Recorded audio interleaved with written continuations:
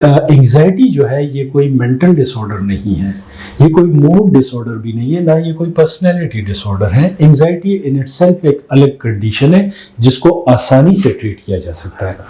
جبکہ جہاں تک ڈپریشن کا تعلق ہے تو وہ تو آپ کو پتہ ہے کہ وہ موڈ ڈس آرڈر ہے، اور موڈ ڈس آرڈر کی پھر اپنے پروٹوکولز ہیں ٹھیک کرنے کی،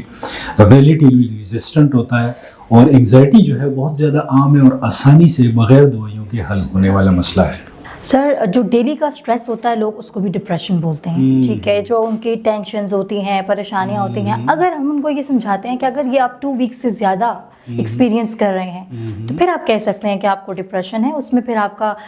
سوشلی دیکھا جاتا ہے آپ کا انٹریکشن کیسا ہے، آپ کے ریلیشن شپ ڈسٹرب تو نہیں ہوئے۔ ٹھیک ہے، جہاں تک ہم ڈپریشن کی بات کرتے ہیں تو 2-3 ہفتے تک ایک شخص کی کچھ ایسی کیفیات ہیں جو کہ آپ نے بیان کی ہیں تو ہم کہتے ہیں کہ اس کو ڈپریشن۔ انگزائٹی میں کٹ آف ٹائم ہمارے پاس کافی لمبا ہوتا ہے، اور ہم دیکھتے ہیں کہ ایک شخص مسلسل بے چینی کا شکار ہے، ہم دیکھتے ہیں کتنے عرصے کے لیے وہ اس کی نیند ڈسٹرب ہے، وہ کتنا سٹریس میں رہتا ہے، گھبراہٹ، اور ہو سکتا ہے شدید کیسز میں اس کے اوپر پینک اٹیکس آتے ہوتے ہیں، مگر یہ ہے کہ وہ زندگی سے بیزار نہیں ہوتا۔ اب ڈپریشن میں وہ شخص بالکل زندگی سے بیزار ہو جاتا ہے۔ ہم نے دیکھا وہ بعض دفعہ تو وہ یاروں دوستوں کے ساتھ بیٹھنا، آفس میں گپ شپ لگانا چھوڑ دیتے ہیں، بعض لوگ تو بالکل گھر تک محدود ہو جاتے ہیں۔